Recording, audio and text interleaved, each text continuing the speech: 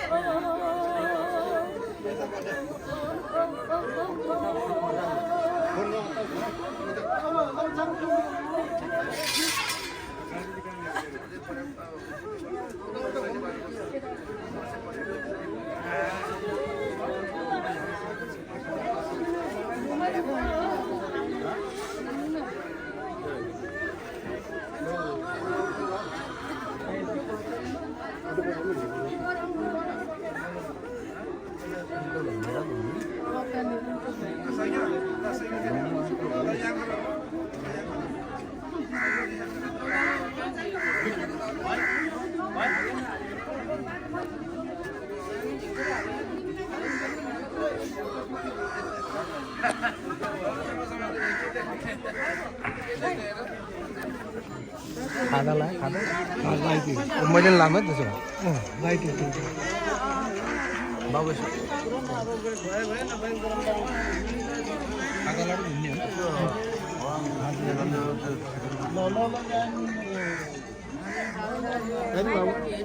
Hello बाबु उताबाट घुम्नु सबै यताबाट घुम्नु तपाईँ घुम्नु दाहिने काम त होला के भन्ने मा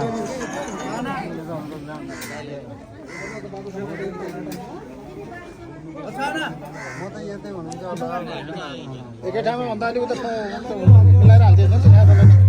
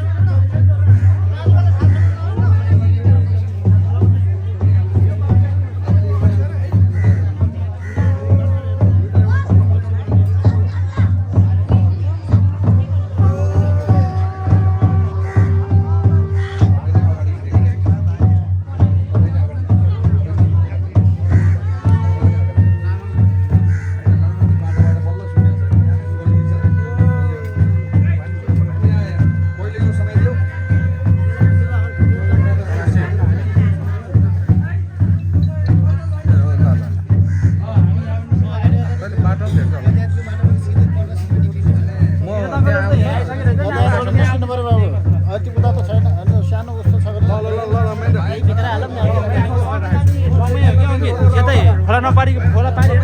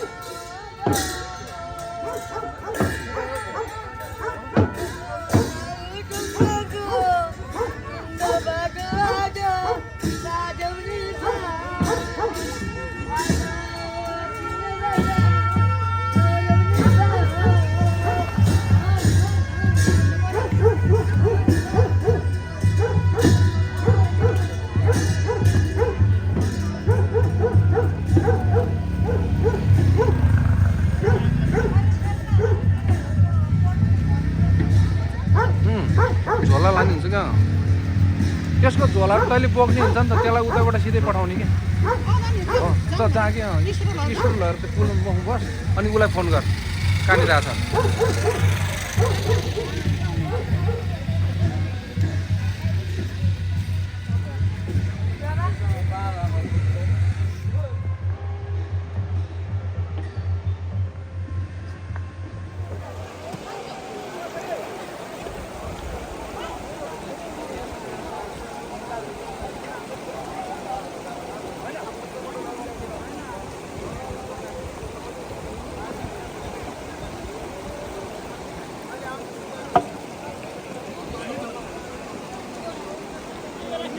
लाउनु पर्छ कि यस्तो मात्रै ढुङ्गा लाउनै पर्दैन डल्लो दुईटा खाना चालेर खान पाइयो नि यहाँले यस्तो बाल्नु अनि बिचमा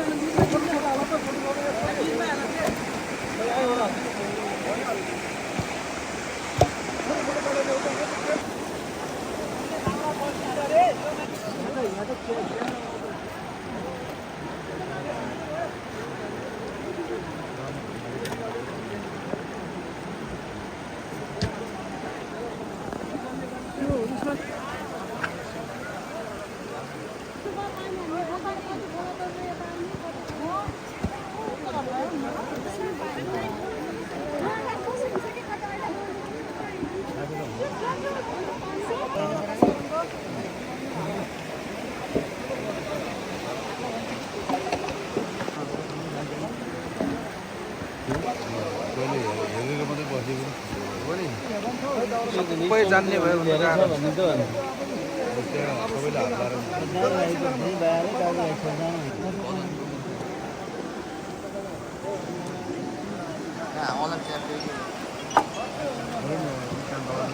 आएगा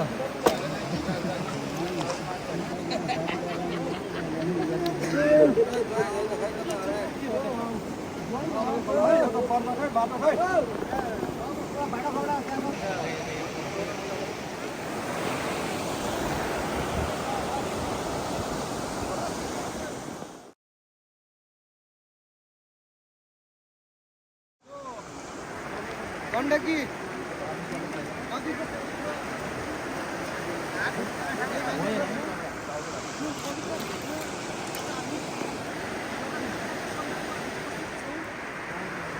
दुःखको समयमा सबै दाजुभाइहरू अलिक नजिक आएर मैले बोलाउनु कारण के हो भने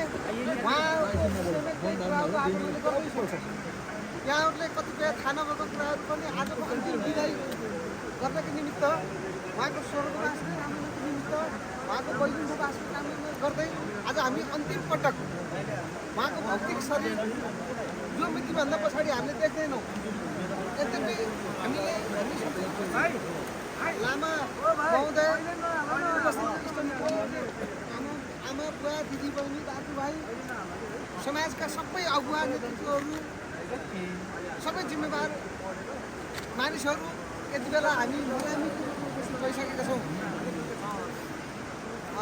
थाकखोला थाक परिवार सेवा समाजका ज्येष्ठ नागरिक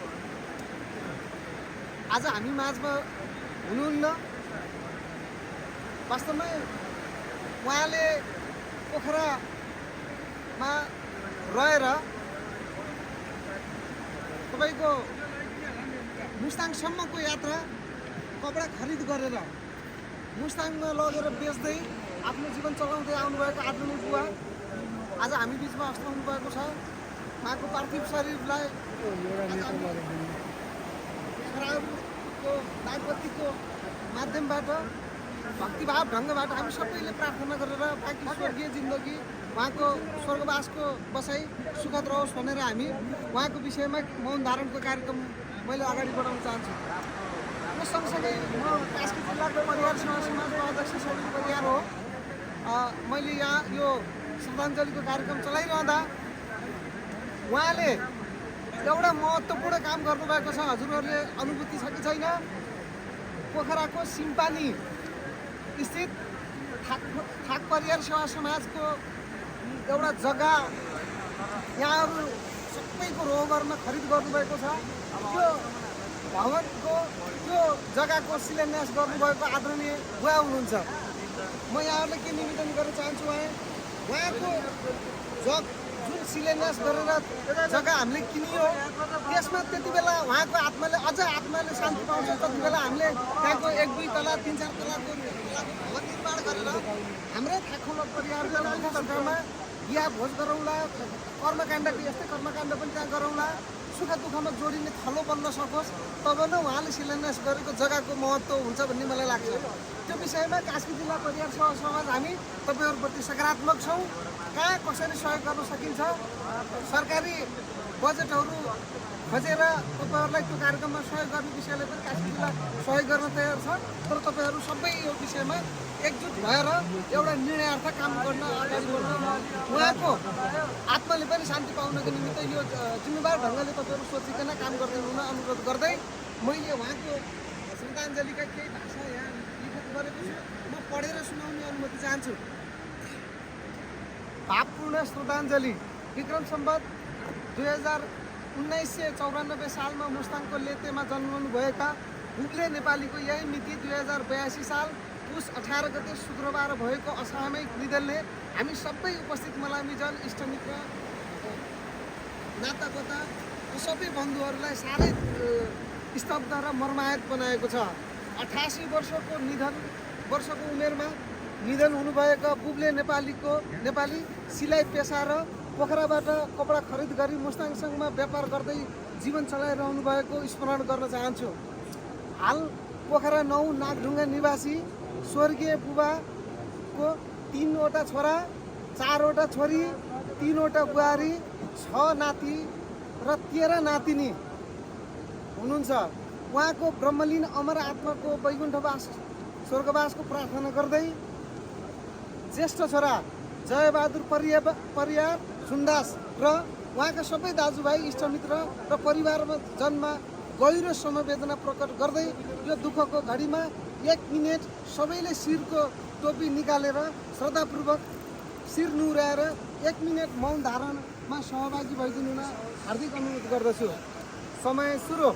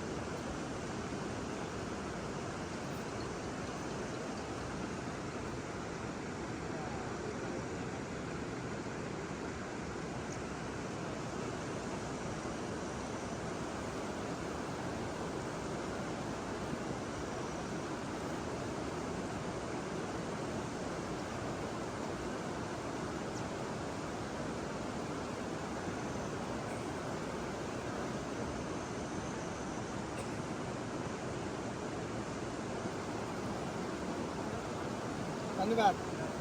सँगसँगै उहाँको जयबहादुर छोराको घरमा शुद्धाशुद्धिको कार्यक्रम रहेको हुँदाखेरि शुद्धाशुद्धि कार्यक्रममा उपस्थित भइदिनु हुन सम्पूर्णमा हार्दिक अनुरोध गर्दै म कार्यक्रम सञ्चालक यहाँहरूबाट बिदा हुन्छु।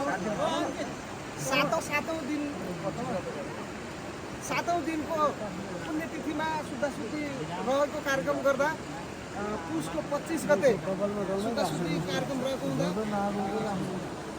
प्रसाद ग्रहणको लागि गौण प्रसाद ग्रहणको लागि शुद्धाशुद्धिको लागि सम्पूर्ण उपस्थित मलामी जन्महरूमा हार्दिक अनुरोध गर्दै शिलान्यास गर्नुभएको उहाँको समाजघर चाँडै नै छिट्टै बन्नेछ, यही समाजले बनाउनेछ भन्ने अपेक्षा गर्दै म बिदा हुन्छु। हस्त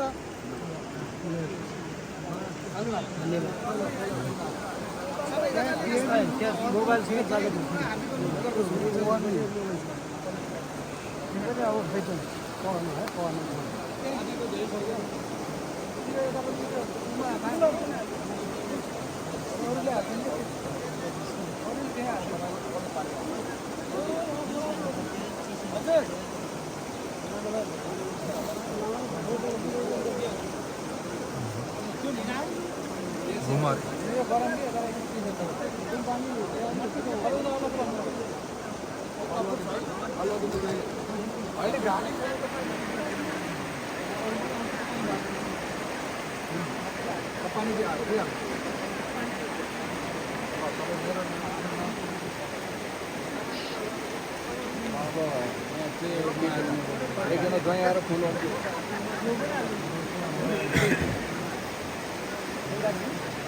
फुल हातमा दिएर यसो दिनु अरू उहाँहरूलाई हेर्नु अरूलाई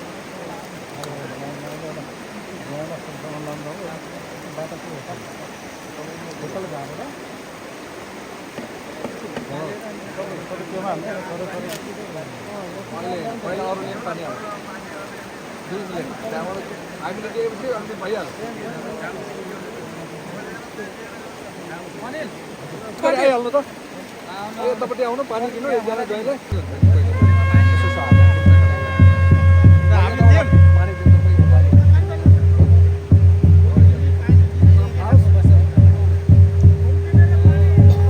अगरबत्ती जलाइदिनु भयो भने सबै जलाइदिनु